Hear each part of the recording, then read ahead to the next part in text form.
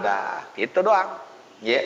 Bagaimana kita lihat historis daripada nisfu Sa'ban? Nah, maka dalam Duratun Nasihin disebut atani, kata Nabi, Jibril datang kepadaku malaikat Qala, Jibril berkata, ya Muhammadu kum wasolli hadhil lailah. Hei Muhammad, bangunlah, salatlah, warfa yadaika waroksaka, angkat kedua belah tanganmu, angkat wajahmu ila sama, seraya menatap ke atas langit.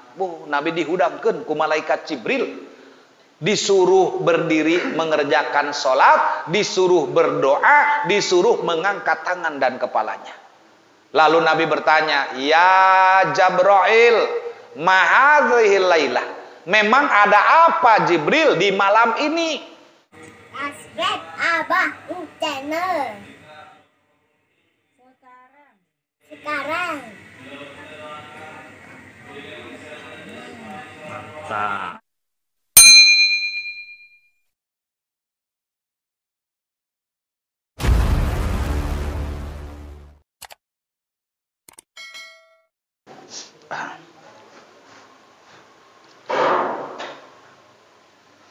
Assalamualaikum warahmatullahi wabarakatuh.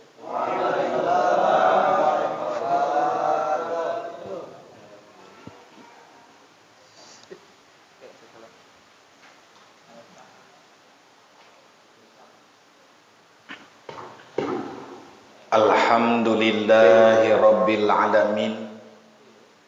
Wassalatu wassalamu ala asrafil anbiya'i wal mursalin wa imamil muttaqin wa khatamin nabiyyin sayyidina wa habibina wa syafi'ina wa maulana Muhammadin wa ala alihi wa ashabihi ajma'in. Amma ba'du, faqala ta'ala fi ayatihil karim, a'udzu billahi minasy syaithanir rajim. Allahu latifum bi'ibadihi yarzuqu may yasha'u wa huwal qawiyyul aziz. Wa qala Rasulullah sallallahu alaihi wasallam, atadruna lima sumia Sya'ban? Qalu Allahu wa rasuluhu a'lamu. Qala li'annahu yatasya'abu fihi khairun katsirun. Shadaqallahul aliyul azim. Hadratal mukarramin, hadirin jamaah ta'lim dari berbagai masjid, musholah dan majlis ta'lim, khususnya Musholah At-Tahiriyah, pengurus Musholah Al-Mukarram Bapak Ustadz Ahmad Asrori beserta jajaran, tidak lupa para sesepuh, para orang tua, diantaranya Bapak Cek Wahyu beserta para kesepuhan yang ada, dan juga Bapak Ketua RT 01 RW 03 Bapak Haji Haris Munandar, dan seluruh hadirin yang hadir yang semuanya insya Allah selalu dimuliakan Allah Subhanahu wa ta'ala.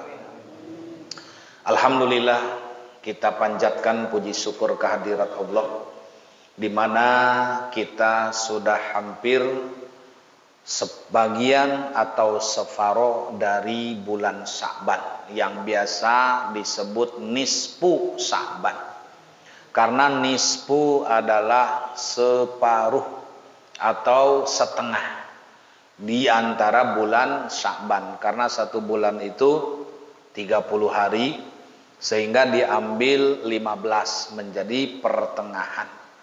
Oleh karena itu, di sini kita kembali diingatkan tentang pengumpulan, penyetoran dari seluruh amaliyah-amaliyah kita, agar supaya harapan kita setelah memasuki gerbang bulan Rajab, menjelang bulan Sya'ban dan nanti Ramadan, sebelum datang Ramadan. Mudah-mudahan amaliah kita semua senantiasa diridhoi Allah Subhanahu wa taala. Hadirin jamaah rahimakumullah, sebelum kita membahas atau menyindir tentang nisfu, kembali terlebih dahulu kepada pokok materi fikih kita, masih bicara tentang yaitu zakat. Karena zakat merupakan salah satu bagian daripada rukun Islam, yaitu di halaman 161 tentang nisab, yaitu emas. Bismillahirrahmanirrahim. Allahumma aftah alaina bihikmatika wansur alaina rahmataka ya dzal jalali wal ikram. Allahumma aftah lana bi futuhil arifin.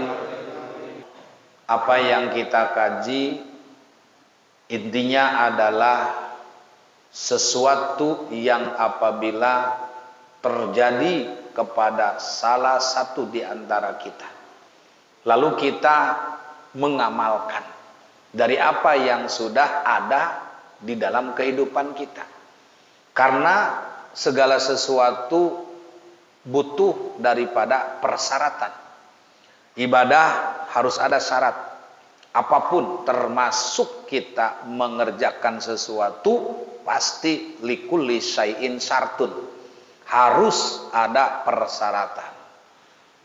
Karena apa? Syarat yang pertama itu karena agama.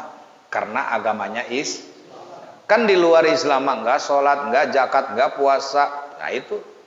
Karena kita udah Islam, maka mau tidak mau harus menerima aturan-aturan yang ada di dalam agama Islam. Nah, salah satunya adalah zakat. Kalau zakat kemarin kita bahas, harta yang wajib dikeluarkan zakatnya ada 5, tapi ditambahkan 1 berdasarkan itu MUI, yaitu namanya zakat profesi. Kalau tidak ada profesi mah 5 aja udah. Dan yang tidak terkait dengan yang 5, tentu orang tidak merasa punya tidak punya kewajiban. Sedangkan profesi itu bahkan lebih kaya daripada yang punya kewajiban zakat. Kan kalau yang punya kewajiban mah 5 harta itu. 1 hewan ternak terdiri dari kambing, sapi, onta. Yang kedua adalah emas dan perak. Yang ketiga buah korma anggur. Yang keempat makanan pokok padi di Indonesia. Yang kelima tijaroh. Iya, yaitu perdagang. Nah kan nggak ada tuh profesi di situ. Ya, profesi itu banyak. Penyanyi profesi, wartawan profesi, pembisnis profesi, semua, apalagi sekarang online. Ya, dong segala macam itulah. Nah, maka oleh karena itu salah satu di sini yang betul-betul ditekankan dan semua orang pada memahami, bahkan memiliki, ya. Bahkan ada yang benar-benar menjadi zatnya. Kalau kita mah tidak. Karena walaupun kita kaya raya, banyak emasnya, tidak sampai kita dipanggil emas. Tapi orang Jawa, walaupun tidak punya 1 gram pun, itu mazatiyah namanya, maka mereka dipanggil emas. Itu luar biasa. Kalau kita mau walaupun banyak juga emas yang pernah dipanggil emas. Itu. Maka salah satunya adalah zahab, ya, emas. Nisab emas adalah 20 miskol. Kalau bahasa kita apa miskol? Ngebel teboga pulsa. Atau ngirit pulsa, minta dibel sama orang lain, miskol namanya. Ya. Tapi miskol di sini adalah yaitu ukuran. Ya, ukuran kapasitas berapakah orang yang punya emas sehingga dia berkewajiban zakat. Apakah hanya setiap punya emas? Enggak dong, ada miskolnya, ada nisobnya, ada kapasitasnya. Yaitu dengan timbangan Mekah 77,5 gram. Ya, kalau kita 77,5 gram. 20 miskol itu harus pas, tidak boleh kurang. 1 miskol adalah 1/3/7 dirham. Makanya dikalikan menjadi total dalam bahasa kita 77,5 gram. Artinya kalau seseorang dalam 1 tahun tidak sampai punya emas, angkanya mencapai 77,5, berarti tidak miskol, tidak nisob, berarti tidak wajib zakat. Itu. Jadi nggak wajib zakat. Tapi jangan curang juga. Sebenarnya dia mampu untuk bisa beli 77, karena nggak mau zakat 75 aja.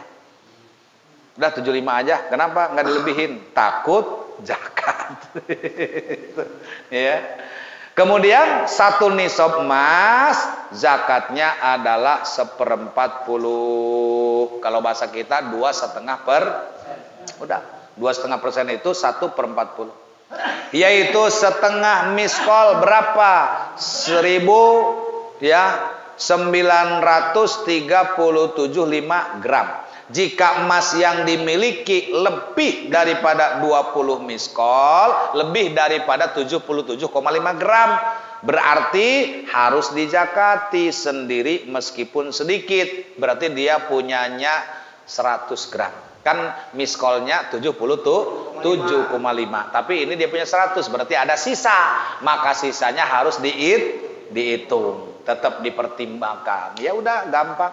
Kalau sekarang harga emas 1 juta, ini emasnya ada 100 gram, berarti 100 juta. Udah tinggal dipotong 2,5%. Berarti kalau yang 50 juta itu berarti berapa? 250.000. Berarti kalau 100 juta 500 jasa euti. Iya, kecil lah, nggak 1 juta aja. Itu namanya zakat emas. Ya, kalau perak mah kan 540 gram. Nisabul wariki bikasri ra wa huwal fiddatu. Nah, ini di bawah akan membahas tentang perak. Jauh kemana-mana harga emas dengan perak. Ini mah di angka puluhan, sementara nisab perak mah udah 500 ke atas. Ya. Jadi nisab perak adalah 200 dirham kalau ditimbang dengan dirham, ya. Kalau dihitung dengan uang perak. Artinya di sini kalau dalam bahasa kita gamblangnya berapa miskolnya? 543,35. Setelah 544 be. 544 supaya gampang hitungnya. Zakatnya sama, yaitu 1/40, artinya sama 2,5%. Ya, yaitu kalau ini kan jumlah timbangan miskolnya 543,35 gram, berarti dipotong 13,584 gram. Jika perak yang dimiliki lebih daripada 200 dirham, artinya dia memiliki 500 gram, 600 gram, maka harus dizakati juga sisanya. Jadi tinggal diperhitungkan keseluruhan aja, ya. Jadi ternyata orang punya harta apapun berbentuknya, maka tetap diwajibkan zakat. Walaupun tadi uang dibelanjakan kepada emas, tetap emasnya dihitung. Kenapa? Karena kata Nabi, innama tunsoruna watur zakuna lidu'afaikum. Sesungguhnya kamu punya harta itu karena disebabkan adanya orang-orang yang susah dan lemah, yang mereka menjadikan sebab kamu diangkat menjadi direktur. Sebab kalau pinter semua, kaya semua, siapa yang jadi bawahan, siapa yang jadi atas? Iya, makanya kamu jadi direktur, jadi manajer, karena ada karyawan di bawahnya. Masing-masing profesi, nggak ada masalah. Itulah keadilan Allah menciptakan manusia berbeda-beda. Dengan perbedaan itu indah. Coba kalau sama aja nggak ada keindahan. Berarti kalau semuanya sama, berarti nggak ada pilihan dong. Sementara selera manusia beda. Ada yang pengen tinggi, irungna hayang mancung, tak selera. Aya nu hayang pesek. Ada yang pengen kulitnya black. Macam-macam. Makanya silahkan kata Allah, kamu memilih dengan sesuka seleramu. Maka Allah menciptakan juga berbeda-beda. Bahkan dari perbedaan sudah dari awal Allah ciptakan, yaitu Nabi Adam alaihissalam. Makanya kata Nabi, kullukum min Adam wa Adam min turab. Kamu semua berasal dari Adam. Jadi kalau ada ditanya nasabnya, dari mana nih turunannya? Haji Adan, Adam. Iya, PRT turunan mana? Adam. Habib. Iya. Pokoknya mau dia turunan siapa Nabi yang menyampaikan kulukum min Adam. Kalau bahasa kita mah begini, ngesia ulah loba bacot, ulah loba omong, ulah ngaku-ngaku turunan bagus. Kok pernah bejakeun bae, cek mau ditanya turunan sadia Adam. Itu jawaban yang bagus karena hadis begitu mengatakan kulukum min Adam wa Adam min turab. Kamu semua asalnya dari Adam, sementara Adam berasal dari tanah. Makanya Nabi Adam itu dikumpulkan bahan-bahan bakunya tanah. Dari berbagai lapisan dan warna tanah dibentuk oleh Allah, lalu dengan kudrat iradat Allah dibentuk menjadi wujud manusia. Belum ada rohnya. Belum ada rohnya. Begitu Allah tiupkan roh kepada kerangka Adam, pertama kali hidup bersin.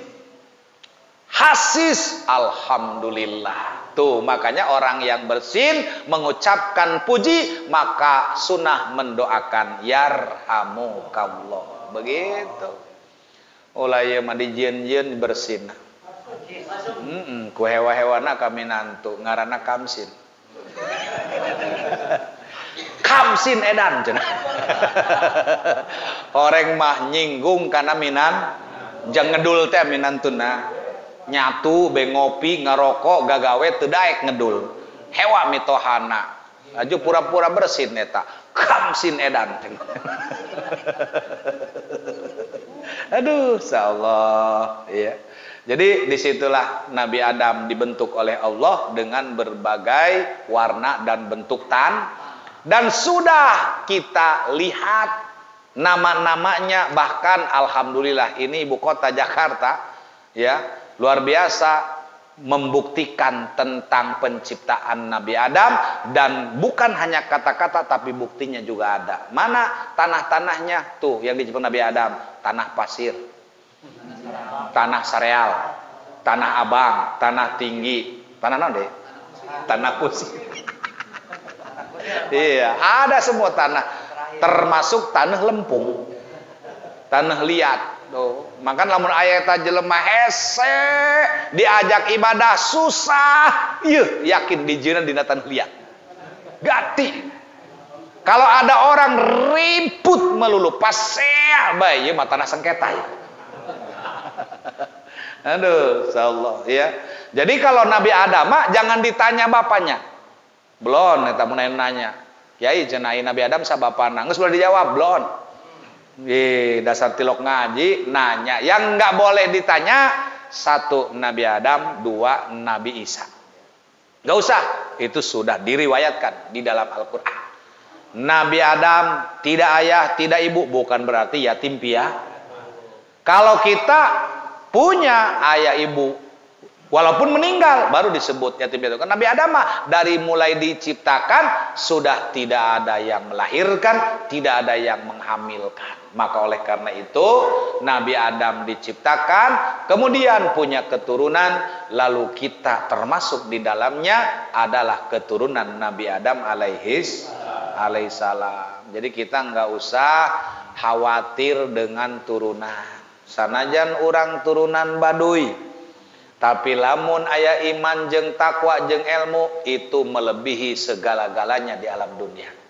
Sebab kata Allah, yarfa'illahu alladzina amanu minkum walladzina utul ilma darajat.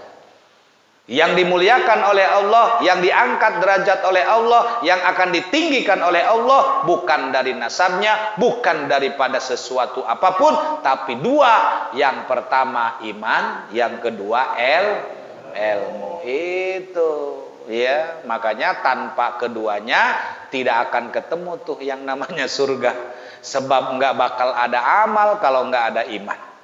Tidak akan ada amal tanpa adanya ilmu. Makanya kita dalam rangka menuntut ilmu hampir kita tawakuf, tapi itu bukan karena berhenti karena pensiun, tapi karena akan mengganti program datangnya bulan suci Ramadan. Itu ya. Maka oleh karenanya hadirin jamaah rahimakumullah, sedikit kita menyinggung tentang nisfu Sa'ban. Tepatnya malam apa nih? Minggu. Malam Minggu. Tah, iya ada yang malam Minggu, mungkin ada juga yang Senin, tapi biasanya sih lebih condong orang pengen ikut yang duluan. Jebab hayam garang ngariung. Kalau puasa biasanya cenderung pengen belakang. Kalau lebaran pengen duluan tuh. Pak Ustadz Aas di Jakarta udah lebaran, pulang kampung ke Mandalawangi. Datang ke Mandalawangi orang-orang masih puas, maka dia harus imsak. Tapi cenah geus ngopi geus nyocol gemblong segala ya, tidak masalah. Karena kita tujuannya kemana? Ke kampung. Sementara di kampung kita belum menyatakan lebaran, maka kita harus ikut puas walaupun 1 jam, jam 5 atau menang ganjaran ibadah itu. Sebaliknya, Ustaz dari Jakarta masih masih puasa karena tadi malam masih taraweh, pulang kampung. Datang ke kampung, di kampung mah geus nyarocol gemblong atau langsung Ustaz Allahumma lakasum tuh. Nah, itu seperti itu hukum ya, karena di mana kita tujuannya? Di situ bagaimana keadaannya? Oh, buka. Oh, di sana masih puasa, seperti itu. Ya. Maka itu diantaranya adalah komitmen terhadap apa yang kita tuju. Ya. Sementara dengan adanya nisfu, nggak usah ribut. Jangan terpengaruh, terprovokasi oleh grup sebelah.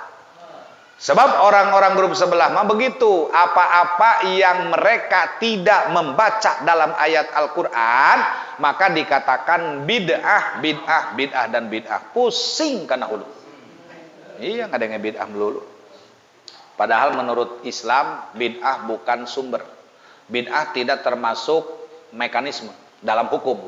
Karena dalam hukum Islam itu wajib, sunnah, mubah, halal, haram. Eta hukum. Nah, itu mah enggak ada. Bid'ah mah adalah ujar kebencian. Jadi senjata untuk menyesatkan umat yang tidak sejalan dengannya. Gitu. Ketika dia tidak sejalan dengan orang itu, tidak sepaham dengan orang itu, maka senjata mereka adalah udah, gitu doang. Ya. Bagaimana kita lihat historis daripada nisfu Sa'ban? Nah, maka dalam Duratun Nasihin disebut Atani, kata Nabi, Jibril datang kepadaku malaikat Qala Jibril berkata, ya Muhammadu kum wasolli hadhil lailah.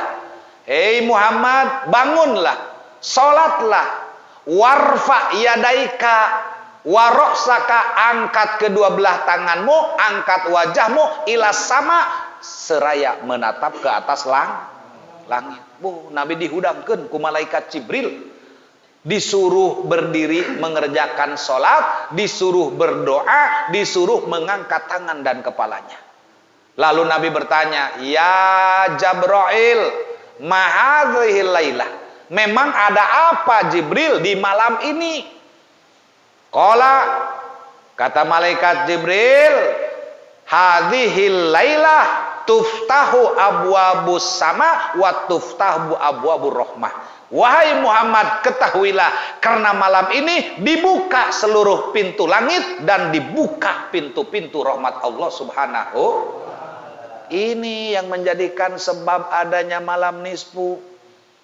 Ada hadisnya, ada riwayatnya. Taruh mau mengatakan lagi, itu mah kiai hadis nage doib. Nyahoti mana sih eta doib? Emang sudah sejauh mana kamu ngajinya? Setinggi apa ilmunya? Sehingga berani membantah apa yang sudah disampaikan para alimil ulah.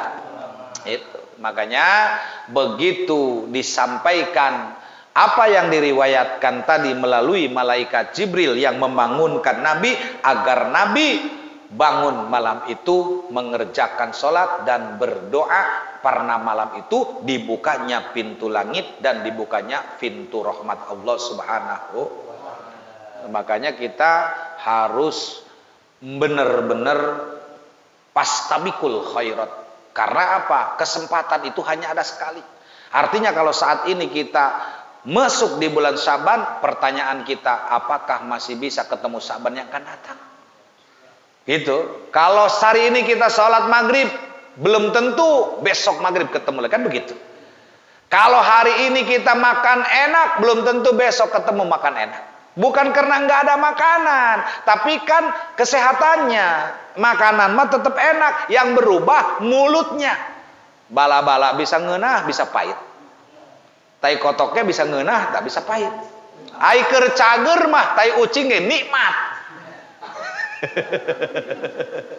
Coba keur gering mah donat ge pahit tuh. Jadi itu yang menjadikan perubahan. Ya, maka oleh karena itu andai kata kita beramal di malam nisfu sebagaimana biasa, lakukan tradisi, udah biasa adat budaya dan syariat dikerjakan. Misalnya kita yasin 3 kali, udah biasa.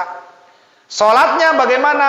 Ya nggak perlu kita menggunakan kalimat yang ditentukan. Contoh, usolli sunatan nisfi saban, geus teu kudu kikituan. Ya, urang masuk terus biasa bae. Usolli sunatan awabin, hade aya duanya. Usolli sunatan hajati. Eta nu gagah mah. Pacan hajat, pan urang mah unggal detik ge hajat. Urang mah butuh. Tidak ada yang tidak butuh kepada Allah. Cek Allah, bener dia teu butuh, dieureunnan ku aing napas 10 menit be dia. Ayo coba. Andai kata dihentikan napas kita 5 menit, kuat enggak? Paeh atuh.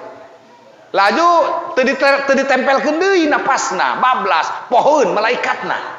Tuh pae. Tuh makanya oleh karena itu, kenapa kita ngomongin hajat? Karena kita memang hajat dalam setiap detik awal dilahirkan ke alam dunia sampai meninggalkan dunia teu eureun-eureun hajat urang. Karena enggak ada yang merasa cukup. Hasbunallah wa ni'mal wakil, ni'mal maula wa ni'mal hanya Allah. Seperti itu. Ya, jadi oleh karenanya hadirin jamaah rahimakumullah, kita dari tahun ke tahun sudah program ini diamalkan. Bahkan sebelum kita lahir, orang tua kita, ibu bapak kita, guru kita sudah menjalankan. Maka selama itu baik, manfaat, maslahat dunia akhirat, jangan ada ragu-ragu. Karena apa? Karena zikir di dalamnya. Ya, masih banyak ayat-ayat hadis yang menyuruh kita untuk senantiasa berzikir walaupun tidak harus pada malam-malam tertentu. Itu memang kalau zikir nggak harus nisfu aja, sholat nggak harus nisfu aja, ngaji yasin ya buktina urang mah acara non be yasinan, ayah salamatan yasinan, kemudian nupaeh ge urang mah yasinan, eueuh nupaeh preh heula. Begitu sepi diangke dah cek malaikat rehedak awanu yasinan belah mana ya koing paehannya. Akhirnya alhamdulillah yasinan deui takarunyaan malaikat mun sia awanu paeh di dieu moal zikir moal meunang ganjar. Seperti itu ya, makanya tidak ada sesuatu yang mubazir, semua memberi manfaat. Tukang ngagali kubur manfaat, lesting tama urusan manehna, mah ngadoakeun jelema paraeh bae. Sebab cek manehna Gusti, enggak ada yang mati, enggak ada pemasukan nih. Lalu supir ambulan ngomong deh, ya Allah job ya. Geus 3 poe nu paeh ye teu narik-narik. Jadi KBG aya jalana, KBG memawa hikmah. Di samping musibah ada keberkahan. Kenapa? Karena segala sesuatu yang terjadi tidak semuanya rugi. Ada pihak-pihak yang untung, ada juga yang rugi, ada yang musibah, ada yang anugerah, seperti itu. Makanya apa yang Allah berikan di alam dunia semuanya tanpa kecuali pasti Allah ciptakan semua agar memberi manfaat. Nah inilah hadirin jamaah rahimakumullah, karena kita sudah mau tawakuf mungkin malam ini, kajian kita sebagai pamungkas disambung dengan tawakuf, insyaallah mungkin pengurus yang akan menyampaikan kepada seluruh jamaah. Tentunya ini yang dapat saya sampaikan. Mohon maaf segala kekurangan, kehilapan dan kesalahan. Hadanallahu wa iyyakum ajmain. Wassalamualaikum warahmatullahi wabarakatuh.